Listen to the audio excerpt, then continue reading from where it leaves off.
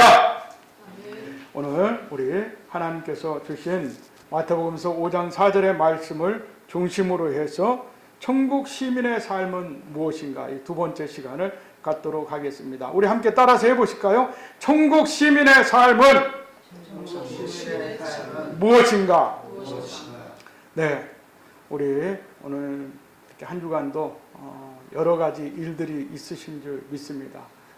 여러분들 삶 속에서 항상 하나님을 의지하고 의뢰하고 의탁하는 그러한 삶을 우리가 자꾸 이 세상에서 연습하고 훈련받고 그것을 우리의 습관으로 만들어 나가야 합니다. 그래서 좋은 습관이 좋은 성공을 불러일으키고 좋은 삶과 행복한 삶을 보장하는 것입니다. 그래서 습관이 상당히 중요한데 신앙생활도 마찬가지라고 생각합니다.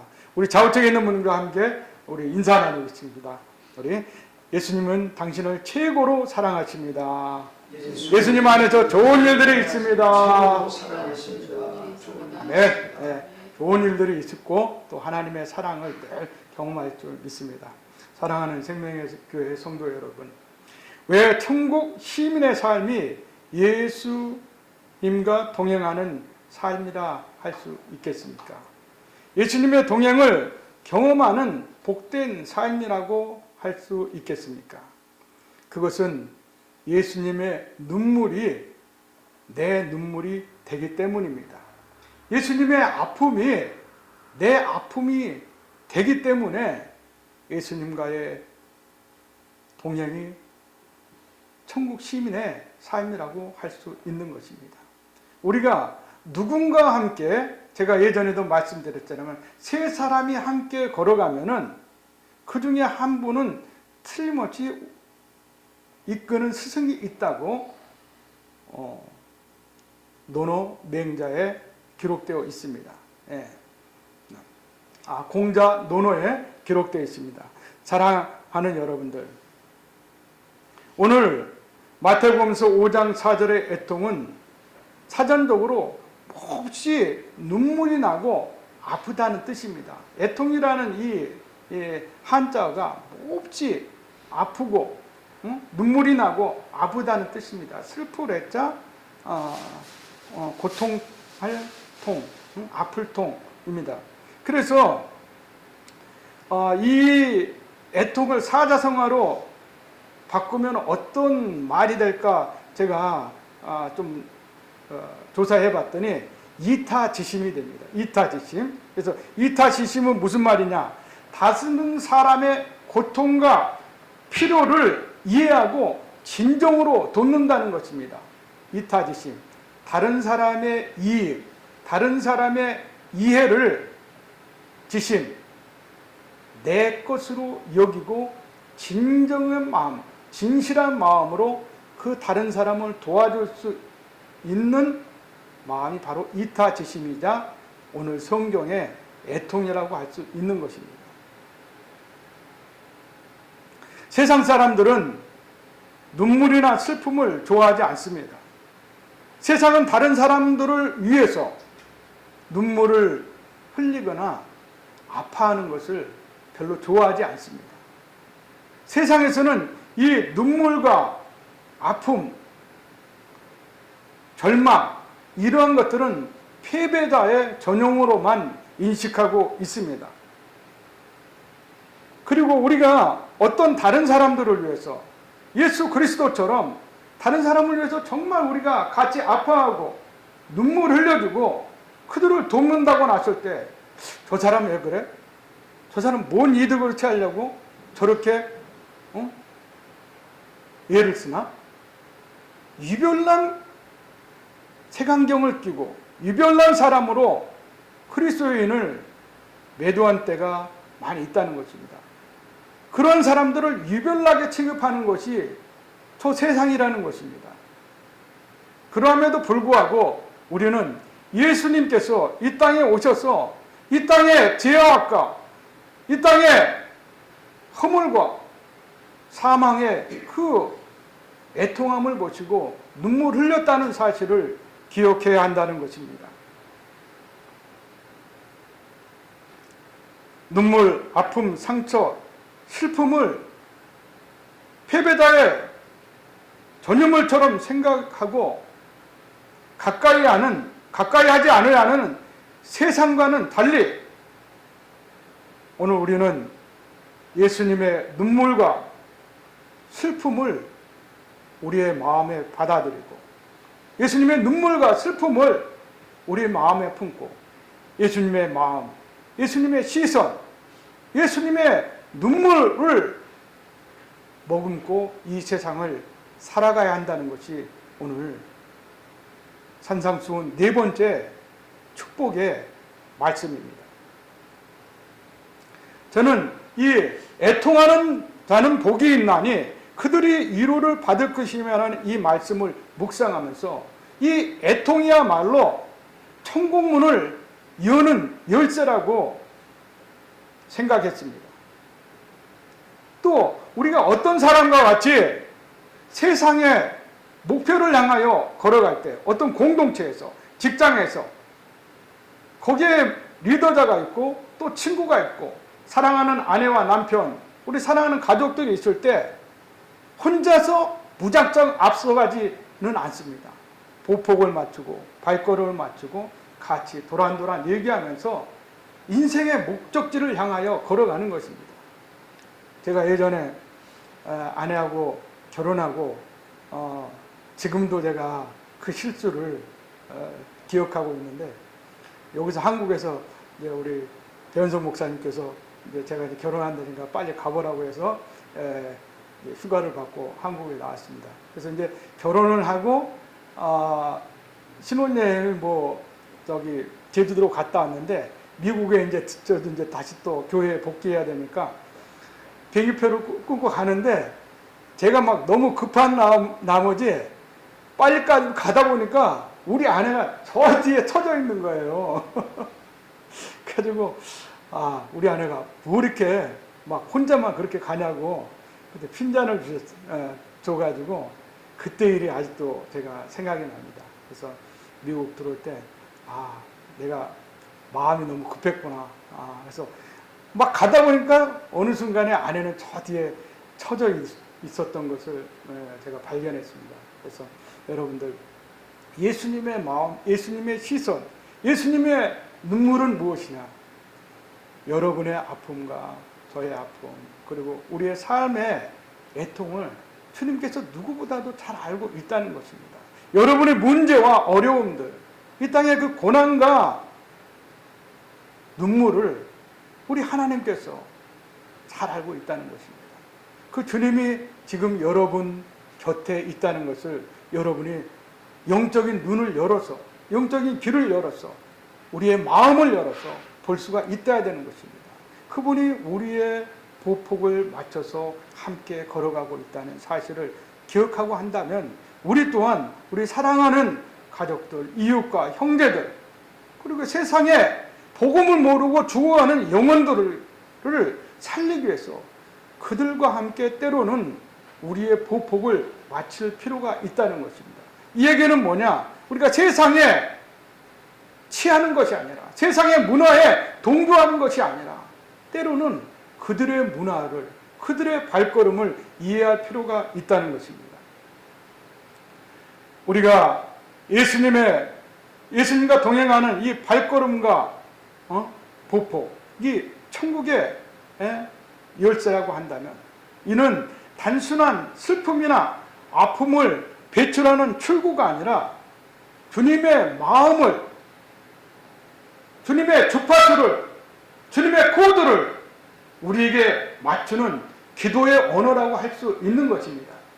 그래서 예수님의 오늘 이 마태복음서 5장 4절에 애통하는 자는 복이 있나니 그들이 위로를 받을 것이라고 하는 이 말씀은 우리가 예수님의 그 마음과 시선과 눈물을 우리의 마음에 품고 그 코드를 맞추기 위해서는 예수님과 보폭을 맞추기 위해서는 천국의 문을 열기 위해서는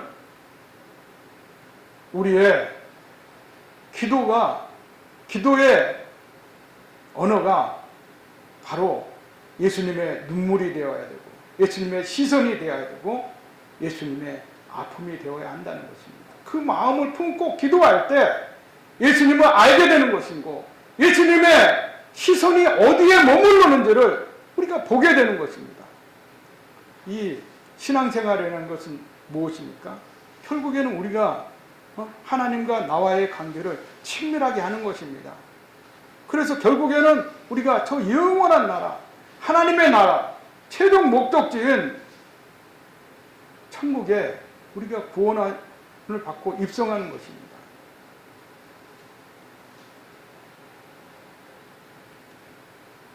예수님의 눈물과 슬픔이 우리들의 눈물과 슬픔과 다른 점은 세상은 자신을 위해서만 운다는 것입니다.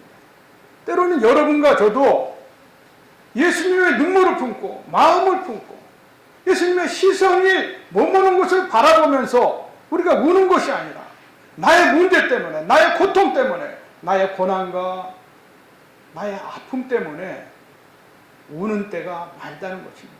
그리고 내 문제로 인해서 주님을 붙잡을 때가 많다는 것입니다. 그러나 주님은 한 번도 자신을 위해서 운 적이 없다는 것입니다. 오직 이 세상에 사망과 애통과 죄를 위해서 주님은 십자가에서 죽기까지 눈물을 흘리시고 아파하셨다는 것입니다. 그래서 우리가 이 애통의 복을 알아야 한다는 것입니다.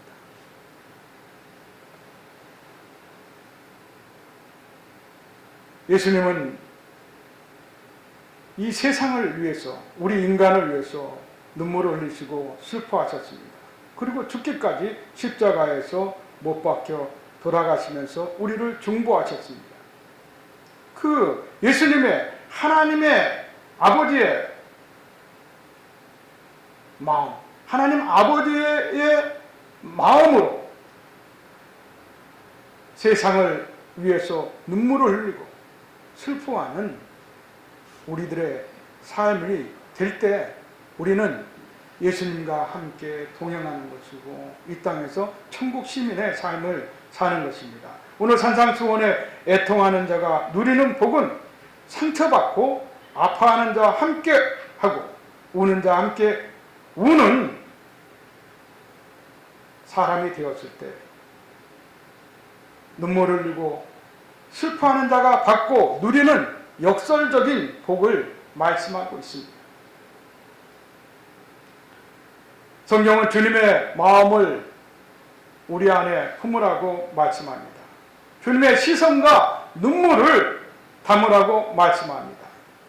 시편 56점 8절 그리고 시편 126장 5절에 그러한 말씀이 성경에 기록되어 있습니다. 나만의 눈물과 애통함이 아닌 예수님의 마음과 시선과 눈물로 애통해야 할 때 이것이 천국의 복을 누리는 것이고 천국 시민의 삶이라고 예수님은 지금 베세다 언덕에서 수많은 사람들 앞에서 천국 시민의 삶을, 천국 시민의 생활 원리를 말씀하고 있는 것입니다. 그렇기 때문에 우리는 이 팔복의 삶의 원리, 생활의 원리를 깊게 깨닫고 우리 삶의 자리에서 실천할 수가 있어야 된다는 것입니다. 오늘 본문에서 예수님은 애통하는 자가 복이 있다고 말씀하십니다. 그들이 위로를 받을 것이라고 말씀합니다. 세상은 아픔과 슬픔을 피해야 할 두려움으로 보지만 천국 시민에게 이 애통은 주님과 동행하는 거룩한 통로라고 하는 것입니다. 우리가 올 때 주님은 우리 곁에서 가장 가까이에서 우리와 함께 우시는 분이라고 성경은 말씀합니다. 시편 56편 8절에 이렇게 기록되어 있습니다. 우리 시편 56편 8절을 우리 함께 따라서 한번 해보실까요? 나의 유리함을 주께서 계수하셨사오니 나의 눈물을 주의 병에 담으소서. 이것이 주의 책에 기록되지 아니하였나이까. 기록되지 아니하였나이까. 우리 성경을 보고 같이 한번 읽습니다. 합독합니다. 시작. 나의 의리함을 주께서 계수하셨사오니 나의 눈물을 주의 병에 담으소서. 이것이 주의 책에 기록되지 아니하였나이까. 사랑하는 여러분들, 여러분의 아픔을, 여러분의 눈물을 주님께서 알고 있습니까? 모르고 있습니까? 여러분의 문제와 어려움들을 알고 있습니까? 모르고 있습니까? 여러분의 고난을, 여러분이 세상에서 상처받고 소외받는 그 모든 삶의 고난들을, 애환을 모르니까 오늘 이 성경에 보니까 시편 56편 8절을 보니까 분명히 기록되어 있지 않습니까? 한 글자 한 글자를 하나님께서 친히 새기고 있다는 것입니다. 내 아들이 이런 고난을 당했어. 그래서 성경에 뭐라고 했습니까? 원수 갚는 것을 누구에게 맡기라고 말씀하고 있습니까? 나에게 맡기라. 하나님께서 친히 말씀하셨습니다. 내가 너희들의 원수를 친히 갚아주겠다고 말씀하고 있는 것입니다. 그래서 원수를 우리가 직접 갚고 원수를 원수로 대하지라고 한다면 우리가 천국 시민의 삶을 사는 게 아니라는 것입니다. 참 쉬우면서도 어려운 거예요. 그렇다면 어떻게 애통해야 천국 시민이 될 수 있겠습니까? 왜 애통하는 삶이 예수님과 동행하는 천국 시민의 복된 삶인지 오늘 본문을 통해서 우리 세 가지 원리를 은혜로 나누고자 합니다. 첫 번째는 회개의 애통이 있어야 합니다. 따라서 해보시겠습니다. 회개의 애통이 있어야 합니다. 회개의 애통이 있어야 합니다. 애통은 몹시 슬프고 아프다는 사전적 의미라고 말씀드렸습니다. 이것은 나만을 위해서 몹시 슬퍼하고 아파하는 세상적인 애통이 아니라는 것입니다. 하나님의 마음을 품고 하나님의 눈물을 머금고 하나님의 시선이 머무는 것을 바라보며 몹시 슬퍼하고 아파하는 것을 오늘 이 산상수훈 팔복의 애통이라고 말하는 것입니다. 우리 그리스도인이 회개하는 애통의 삶을 살 때 하나님과의 막힌 담을 허물며 동행하는 시작을 할 수 있다는 것입니다. 그래서 이 회개의 애통은 예수 동행의 시작이라고 말씀드릴 수가 있습니다. 예수님과 동행할 때 뭐로 시작해야 된다고요? 회개로 시작해야 된다는 것입니다. 구원을 받으려면 뭐가 있어야 됩니까? 무엇이 전제돼야 됩니까? 내 죄를 회개하는 것이 전제돼야 한다는 것입니다. 여러분들 하나님을 만나셨으니 다 아시죠? 하나님 만났을 때 제일 먼저 시작되는 것이 무엇입니까? 눈물, 콧물 쏟으면서 회개한다는 것입니다. 우리 강성만 성도님도 하나님을 만났을 때 눈물을 흘리면서 그것을 고백하지 않습니까? 성경을 읽어보니까 가장 동일하게 나타나는 거예요. 사도행전 9장에 사도 바울이 하나님을 만났을 때 땅에 엎드려서 눈물, 콧물 다 쏟으면서 그 기이한 빛을 받으며 하나님 앞에 회개하였듯이 그리고 그가 변화된 삶을 살았듯이 오늘 이 애통을 통하여서 애통이 우리 안에 있어야지만 이 회개의 애통이 우리 안에 있어야지만이 예수님과의 동행이 비로소 시작된다는 것입니다. 시편 50편 17절에 이렇게 기록되어 있습니다. 하나님께서 구하시는 제사는 상한 심령이라. 하나님이여 상하고 통회하는 마음을 주께서 멸시하지 아니하시리이다. 여러분들이 상한 마음, 통회하는 마음, 회개하는 마음을 갖고 있다고 한다면 여러분들이 어떠한 죄를 지었건 간에 칼빈주의에서는 살인자도 용서를 받는다고 합니다. 살인자도 구원받는다고 합니다. 근데 그 말이 틀렸느냐? 맞는 말입니다. 어떠한 죄가 있건 간에 예수님 앞에서 예수님을 붙잡고 예수님의 마음을 품고 예수님의 시선이 바라보는 것을 바라보고 예수님의 눈물과 아픔을 품었을 때 그는 구원받는 자가 된다는 것입니다. 하나님과 동행하는 변화의 시작을 살기 시작한다는 것입니다. 그래서 우리는 이 회개의 애통을 마음에 품고 예수님께서 명령하신 이 애통의 마음을 우리가 가지고 살아야 한다는 것입니다. 하나님이 가장 기뻐하는 예배와 삶은 완벽한 우리들의 삶의 모습이 아닙니다. 여러분과 저는 죽을 때까지 완벽할 수가 없어요. 죄로 인해 깨어진 마음은 또 허물, 사망에 두려워하는 마음, 인생에 불안하고 초조해하는 우리들의 이 불완전한 모습 속에서 우리는 때로는 넘어지고 깨어지고 연약함을 예수님께 보이면서 예수님의 그 눈물을 품고 시선을 바라보는 것을 바라보며 또 예수님의 이 아파하는 것을 깨닫고 나아갈 때 비로소 우리는 완전해질 수 있고 완벽해졌고 우리는 성화되어 가는 것입니다. 주님의 모습을 닮아가는 것입니다. 그런 우리의 부족함과 연약함 속에서 우리를 성숙하게 만들고 완전하게 만들어가는 비결이 뭐냐? 바로 이 애통이라는 것입니다. 애통하지 않는 자, 슬픔이 없는 자, 아픔이 없는 자, 눈물을 모르는 자는 결코 하나님의 복을 받을 수가 없다고 오늘 주님께서는 우리에게 말씀하고 있는 것입니다. 지금 여러분은 여러분 안에 예수님의 눈물과 아픔이 없다는 것을 회개하고 우는 마음으로 하나님 앞에 있습니까? 여러분 마음 안에 예수님의 눈물과 아픔이 있어야 된다는 것입니다.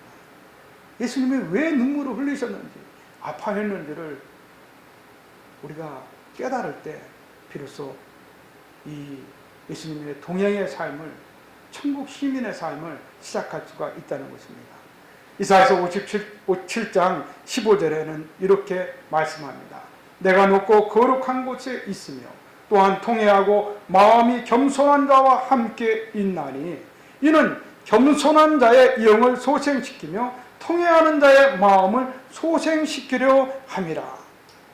하나님께서 지금 가장 높고 거룩한 보좌 우편에 앉아 있다는 것입니다. 그곳에서 우리를 지켜본다는 것입니다. 우리 조영기 목사님이 늘 말씀하셨던 요한 3서 1장 2절의 말씀, 사랑하는 자여 네 영혼이 잘됨같이 내가 범사에 잘되고 강건하기를 내가 강구하노라고 하는 이 말씀이 어디에서 이루어지고 있습니까? 하나님 보좌 앞에 보좌 우편에서 앉아 계시는 주님께서 사랑하는 자들을 보시면서 친히 강구하는 내용이 아니겠습니까? 물론 현실적으로는 침례 요한이 사도 요한이 장로 가이에게 보내는 말씀입니다. 하지만 이 말씀은 하나님 보좌 우편에서 여러분과 저를 위해서 아파하고 여러분과 제가 눈물 흘리고 상처받고 아파하고 소외되었을 때 여러분과 저를 소생시켜 주시겠다고 하는 구원의 약속의 말씀인 것입니다. 주님은 회개하고 겸손한 자, 주님과 함께 동행하시는 이를 원하는 분을 반드시 구원하고 소생시키시는 분입니다. 주님은 여러분과 저의 그 예수 그리스도와 동행하기를 원하시는 분을 반드시 구원하시고 함께 동행하여 주신다는 것을 말씀을 통해서 약속하고 있는 것입니다. 주님은 낫고 통회하고 울고 있는 여러분과 저의 곁에 지금 있다는 것을 반드시 기억하시기 바랍니다. 지금 여러분은 자신을 위해서 대신 통회하고 울고 계시는 예수님을 보고 계십니까? 예수님이 그 옆에 있다는 것을 여러분은 느끼십니까? 그것을 느끼셔야 한다는 것입니다. 예수님 바로 내 옆에 있다. 그리고 우리가 혼자 소외되고 애로울 때 내 마음속에 주님이 나를 나와 함께하고 계셔. 주님이 옆에 있는 것을 나는 느껴. 함께한다는 그 공존의 약속을 늘 믿으시고 살아가야 한다는 것입니다. 요한일서 1장 9절에는 이렇게 말씀합니다. 만일 우리가 우리 죄를 자백하면 그는 미쁘시고 의로우사 우리 죄를 사하시며 우리를 모든 불의에서 깨끗하게 하실 것이요. 예수님은 여러분과 제가 어떠한 죄와 부끄러움 가운데 있다 할지라도 모든 불의에서, 모든 허물과 부끄러움 속에서 우리를 깨끗하게 하시고 우리를 새롭게 해주신다고 약속하고 있다는 것입니다. 저도 이제 좀 나이가 이렇게 한두 살 먹어가다 보니까 가장 연약한 게 뭐냐? 하나님의 말씀에 반하여서 살아갈 때 마음에 부끄러움이 생긴다는 것입니다. 참 그런 죄책감들이 제 심장과 제 양심을 찔를 때 목회자로서 또 그리스도인으로서 참 힘든 때가 많이 있습니다. 그러한 때 주님께 엎드려서 죄와 허물을 용서를 구합니다. 또 목회 사역도 마찬가지입니다. 물론 요즘에는 많은 목회자들이 이중직으로 함께하고 있습니다. 그것이 잘못됐다는 건 아니지만 저는 이중직을 찬성하면서도 가장 좋은 길은 목회자는 하나님 앞에 엎드려서 하나님의 일을 해야 된다는 가치와 가치 판단을 가지고 있습니다. 여러분도 마찬가지입니다. 세상 일을 하는 것이 무슨 하나님의 일이 아니라는 것이 아닙니다. 거기서 최선을 다하는 것이 하나님의 일이라고 칼빈은 분명하게 말씀했습니다. 그것이 직업 소명론이에요. 그래서 우리가 주어진 모든 세상의 일들은 하나님께서 당신에게 주신 것이라고 말씀하는 칼빈의 말은 정당한 것이고 올바른 것입니다. 우리가 최선을 다해야 돼요. 그러나 하나님의 직업이 하나님의 일만을 받은 그 레위인들, 목회자들은 좀 더 다른 각도에서 하나님의 일을 바라봐야 한다는 것이 저의 생각입니다. 여러분도 마찬가지입니다. 사랑하는 여러분들, 말이 좀 곁길로 나갔지만 우리가 어떤 삶에 있어서 우리가 신앙의 양심에 비추어서 죄책감이 들고 연약함이 들고 또 부끄러워하고 그러한 마음에 우리가 많이 힘들 때가 있습니다. 그러한 때 사랑하는 여러분들, 주님을 붙잡고 주님께 회개하고 통회하며 나아가시기 바랍니다. 여러분의 부끄러움, 여러분의 허물, 여러분의 죄와 모든 연약함을 주님께서 안아주시고 함께 우시고 함께 동행하여 주실 것입니다. 그것을 많이 경험할 때, 그런 추억이 우리의 이 세상의 삶에서 많이 쌓일 때 우리는 주님을 절대 버리지 않습니다. 절대 침에 걸리지 않습니다. 오늘 아침에 오다 보니까 일요일병원에 119 구급차가 와 있더라고요. 또 어떤 분이 또 응급실에 실려갔는지 모르지만 이따 가보면 알겠죠. 우리의 삶이 순서가 없습니다. 사랑하는 여러분들, 우리는 이 땅에서 거룩한 신앙의 습관을 길들여야 되는데 그 예수 동행의 시작점이 바로 회개라는 것입니다. 회개의 애통이 우리 안에 있어야 된다는 것입니다. 세상 사람들은 자기 자신을 위해서는 목이 터져라 울며 불며 슬퍼합니다. 하지만 남을 위해서는 한 방울의 눈물도 흘리려 하지 않습니다. 남을 위해서는 조금도 아파하려 하지 않습니다. 왜? 그렇게 할 때 결국엔 자기가 손해가 되는 것입니다. 하지만 예수님은 여러분과 저의 눈물과 아픔을 친히 당신의 것으로 받아주셨습니다. 이것이 시편 56편 8절의 말씀입니다. 상당 심리학적으로 정서적 공감이라는 말이 있습니다. 정서적 몰입, 정서적 전념이라는 말이 있습니다. 우리가 영화를 볼 때 슬픈 영화를 보면 어떻습니까, 여러분들? 우리 마음이 슬퍼지잖아요. 주인공이 눈물을 확 흘릴 때 자신도 모르게 정서적 공감이 이루어지고 정서적 전념이 이루어져서 나도 모르게 눈물이 흘리는 것입니다. 슬픈 영화를 보고 슬픈 드라마를 보고 슬픈 노래를 들을 때 그 드라마의 주인공이 나처럼 느껴져서 우리가 우는 것을 정서적 공감, 정서적 몰입, 정서적 전염이라고 하는 것입니다. 여기서 좀 더 나아가면은 정서적 피로가 된다는 거예요. 이게 상담 심리학적인 전문 용어입니다. 근데 정서적 피로가 되면 어떠냐? 우리도 약을 먹어야 돼요. 이게 뭐냐? 정서적 피로가 되면은 그 상대방의 아픔과 눈물과 상처가 나의 트라우마가 되는 거예요. 그래서 나도 그 사람처럼 상처받고 있다고 생각해요. 동일하게 생각해요. 다른 사람의 아픔과 눈물과 상처들을 동일하게 생각해서 자기도 그런 트라우마에 시달리는 것이 정서적 피로라고 하는 것입니다. 물론 우리가 그런 정서적 피로까지는 가지 않았어요.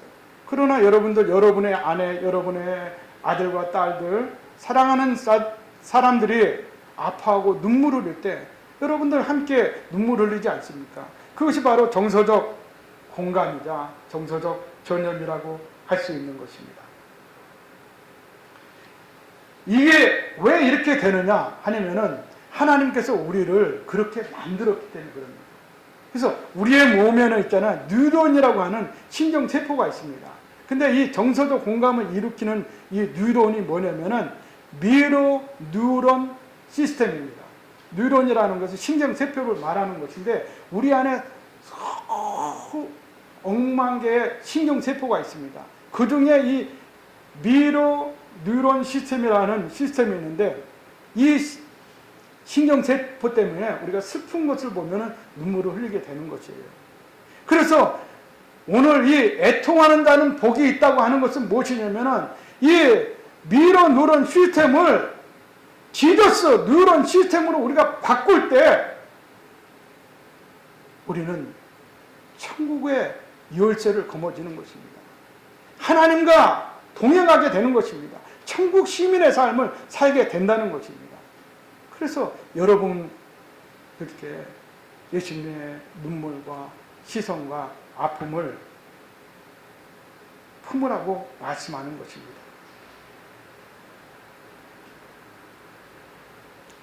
성경에서 부자와 나사로의 얘기가 있습니다. 부자는 나사로를 문전박대 했습니다. 상에 떨어지는 부스러기라도 나사로의 주기를 거부했습니다. 그는 어떻게 되었습니까? 그는 이기적이고 메마른 악한 마음을 가지고 있기 때문에 지옥에 떨어졌습니다. 이 세상이 그러한 세상입니다. 우리가 이기적이고 악하고 메마른 이 마음이 무엇이냐? 바로 우리 안에 하나님이 없기 때문에 이런 부자처럼 나사로 불쌍한 사람을 긍휼히 여기지 않는 것입니다. 슬퍼하는 자들과 함께 슬퍼하지 않는 것입니다. 눈물을 흘리는 자들과 눈물을 흘리지 않는다는 것입니다. 예수님은 이 땅에 오셔서 바로 슬퍼하고 눈물을 흘린 자들과 함께 해주셨습니다. 그것은 긍휼의 마음입니다. 팔복에도 분명히 나와 있지 않습니까? 팔복의 오복이 무엇입니까? 바로 긍휼히 여기는 자는 복이 있나니 그들이 하나님의 긍휼히 여김을 받을 것이라고 기록하고 있다는 것입니다. 사랑하는 여러분,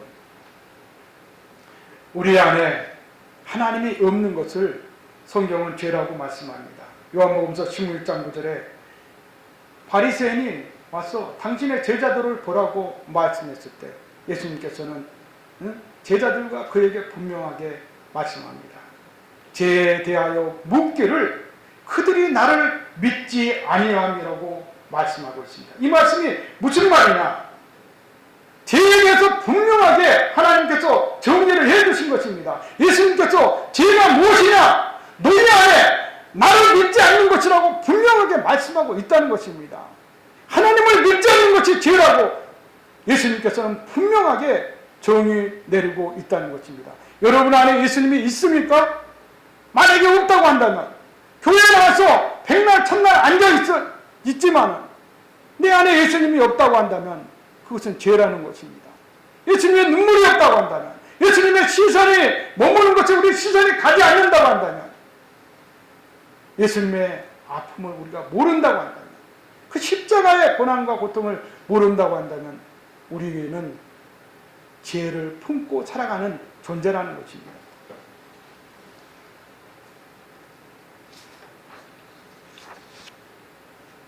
회개의 애통은 내 영혼의 먼지를 닦아내어 주님을 보게 하는 안약과 같습니다. 우리가 예수님께 마음을 두고 시선을 머무를 때 예수님의 신경세포가 살아 움직여서 다시금 예수님과 동행하며 천국 시민의 복된 삶을 살게 되는 것입니다. 성경의 또 다른 예는 다윗은 회개의 애통을 통해서 하나님과 동행하고 천국 시민의 삶을 보여준 모델과 같은 존재입니다. 밧세바 사건 이후에 심상을 적히며 통회하며 울었던 이유는 다윗이 왕위가 이틀어서가 아니었습니다. 그는 하나님의 관계가 끊어지고 하나님의 말씀과 이루가 없어지는 것을 가슴 아파하고 통회하며 하나님을 붙잡았다는 것입니다. 시편 50편 11절에 그는 주님께 이렇게 고백합니다. 나를 주 앞에서 쫓아내지 마시며 주의 성령을 내게서 거두지 마옵소서. 자기 안에서 있는 성령을 거둬가지 말라는 거예요.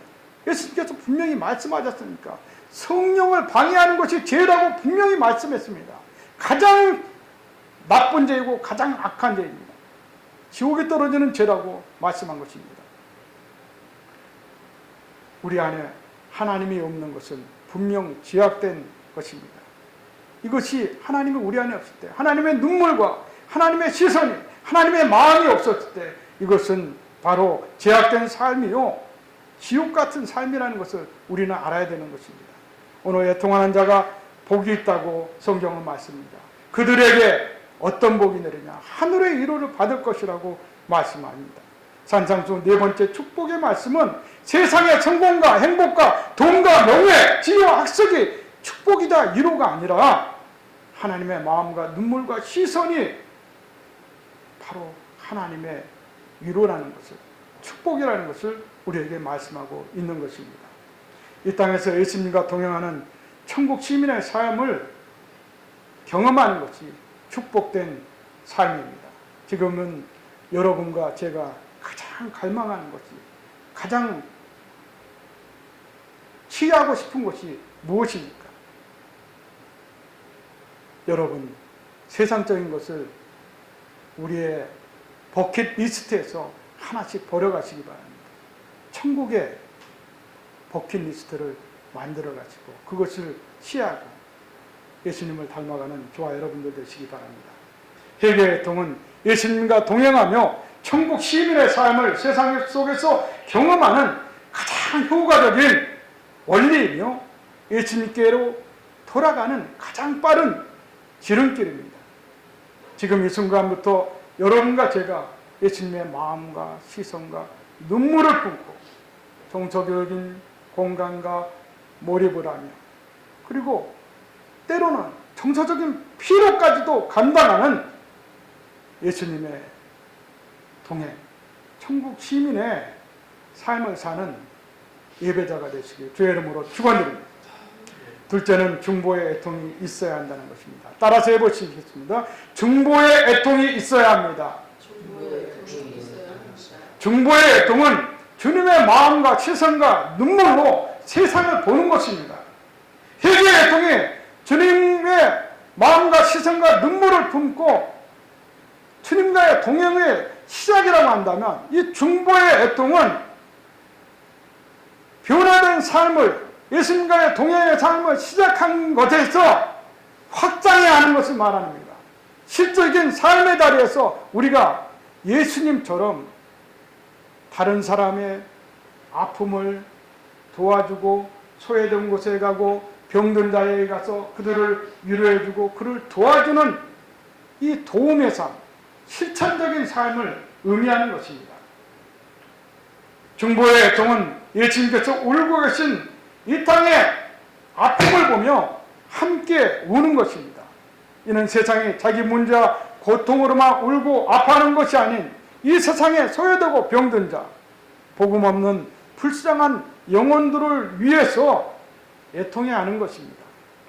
로버트 피어스 목사님은 이렇게 고백하고 있습니다. 하나님의 마음을 아프게 하는 것들로 나의 아픔도 아프게 하소서, 나의 마음도 아프게 해달라고 기도했다는 것입니다.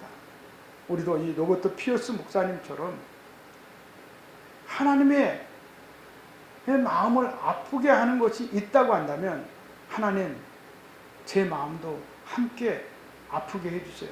이런 정서적인 공감, 내가 내 아내와 내 아들의 정서적으로 공감만 할 뿐이 아니라 예수님과도 우리가 정서적인 공감과 정서적인 몰입, 정서적인 피로까지도 함께 담당하자는 것입니다. 나만의 성공과 행복, 세상은 돈과 명예, 지위만을 누리는 삶을 살고자 합니다. 이것이 결코 예수 동행이나 천국의 시민의 삶은 아닙니다. 전혀 무관한 것입니다. 세상의 아픔을 내 아픔으로 삼아 울고 하나님의 마음으로 이 땅을 품는 것은 결코 쉬운 일이 아닙니다. 때로는 그 무게에 눌려서 우리가 지칠 때도 있습니다. 넘어질 때도 있을 것입니다. 혼자의 힘으로 혹은 인간의 힘과 능력만으로는 결코 이룰 수가 없는 일입니다. 혹시 지금 그렇게 애통함으로 남을 도와주고 예수님의 마음을 품고 살아가려고 할 때 힘든 여러분들이 있습니까? 지쳐있는 여러분들이 계십니까? 그러나 기억하십시오. 우리가 울고 있을 때, 힘들어할 때 주님이 그 모든 것을 이사야서 시편 56편 8절의 말씀처럼 하늘에 기록하고 있다는 것입니다. 천국의 찌부척에 여러분과 저의 모든 아픔과 눈물과 시선을 기록하고 우리와 함께 곁에 있어주고 있다는 사실을 기억하시기 바랍니다. 여러분과 저는 혼자가 아니라 주님이 동행하고 있다는 사실을 기억하시기 바랍니다. 주님의 시선이 여러분과 저의 가장 가까운 곳에 머물러 있다는 사실을 기억하고, 이것이 단순한 감동의 소모가 아닙니다. 하늘의 보혜사 성령께서 우리에게 가장 깊숙한 곳에 찾아오셔서 우리를 이루어하시는 임재의 통로가 되는 것입니다. 그렇기 때문에 우리는 예수님의 눈물과 아픔 그리고 시선을 품어야 한다는 것입니다. 예수님과 동행하며 천국 시민의 삶을 사는 것은 그저 우리의 생각과 관념만으로 따르는 것이 아닙니다. 예배는 삶 자체이며 삶은 바로 예배가 되는 중보의 애통이 예수님께만 있어서는 안 된다는 것입니다. 현대 그리스도인들이 또 우리 생명의 교회가 반드시 실천해야 할 예수님 동행의 삶이자 천국 시민의 삶이라는 것을 우리는 기억해야 합니다. 예수님께서는 누가복음 19장 41절에 가까이 오사 성을 보시고 우셨다고 말씀합니다. 이 타락하고 영적, 도덕적, 윤리적, 종교적으로 무너져가는 세상을, 그 성을, 예루살렘 성을 바라보면서 눈물을 흘리셨다는 것입니다. 로마서 12장 15절에는 즐거워하는 자들과 함께 즐거워하고 우는 자들과 함께 울라고 말씀하고 있습니다. 소외들고 병들고 아파하는 자들과 우리는 이제 함께 해야 합니다. 그것이 가장 작은 삶의 자리에서부터 실천되어질 때 우리는 예수님의 그 중보자의 이치로 나아가는 중보의 애통을 품고 살아가는 자가 될 수 있다는 것입니다. 세 번째 애통은 성령의 위로를 경험하는 것입니다. 성령의 위로는 예수님과 동행하며 천국 시민의 삶을 사는 가장 절정이라고 말씀할 수 있습니다.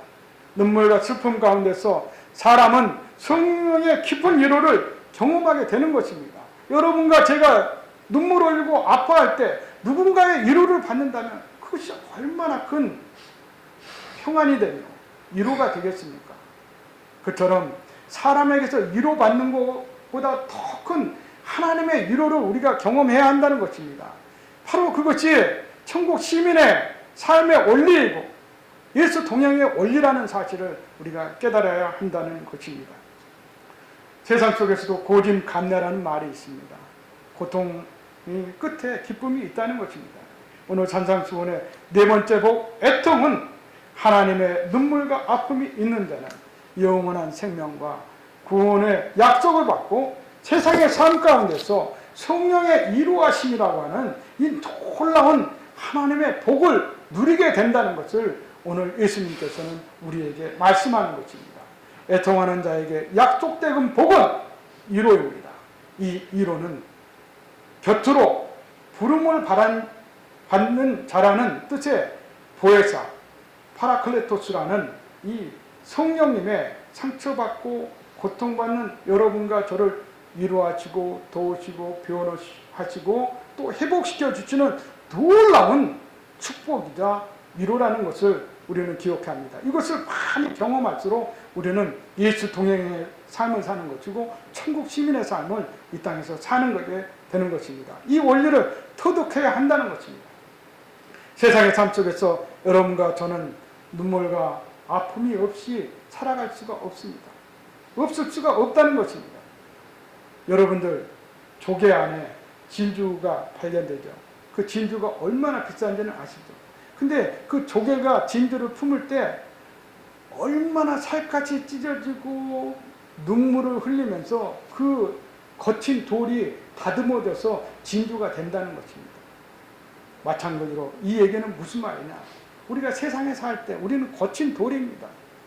예수님께서도 말씀하셨지 않습니까? 바리새인과 그 제자들에게 돌들이 함성을 외치리라고 말씀합니다. 예루살렘 성에 입성했을 때 너희가 침묵한다면 돌들이 외친다고 얘기했는데 우리는 거친 돌입니다.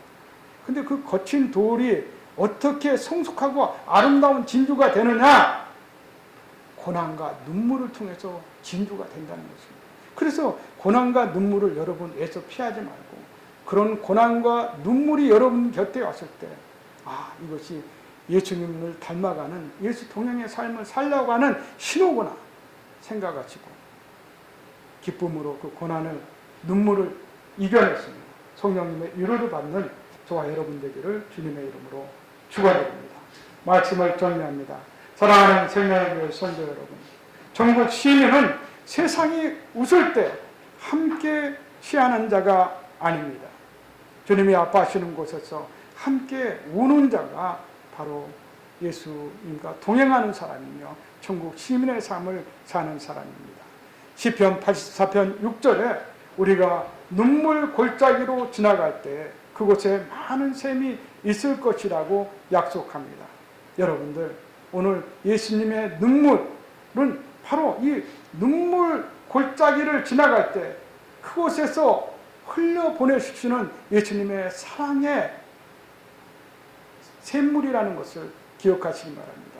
영원히 우리에게 흘려보내주시는 예수님의 생수라는 것을, 사랑의 생수라는 것을 기억하시기 바랍니다. 얼마 전에 우리 변성 목사님께서도 요한복음 7장으로 그 생수의 강에 대해서 우리에게 말씀해 주셨는데 그 예수님께서 그 사랑의 생수를 우리에게 흘려보내주고 있고 그 생수를 마심으로 우리는 위로를 받고 다시금 우리의 상처와 아픔과 우리의 연약함, 우리의 죄와 허물 가운데 부끄러움 속에서 일어나서 저 세상을 정복하고 저 세상을 이기며 승리하는 삶을 살 수 있다는 것입니다. 오늘 이번 주간 여러분들 나의 연약함을 또 우리의 부족함을 정직하게 인정하며 울고 요새 아픔을 내 아픔으로 삼아보시기 바랍니다. 그때 비로소 당신 곁에 이미 와 계신 하나님의 따스한 손길, 하나님의 사랑의 생수를 경험하게 될 것입니다. 회개의 애통, 중보의 애통, 하나님의 위로는 상처를 지워버리는 망각이 아닙니다. 이 땅에 여러분과 저의 고난과 눈물을 그 아픔을 보석으로 진주로 빚어내어서 더 큰 은혜의 통로로 삼으시는 천국 시민의 삶을 살게 하는 하나님의 신비라는 것입니다. 하나님의 원리라는 것입니다. 이제 우리는 이 애통의 복을 가진 천국 시민으로서 세상을 다르게 보아야 합니다.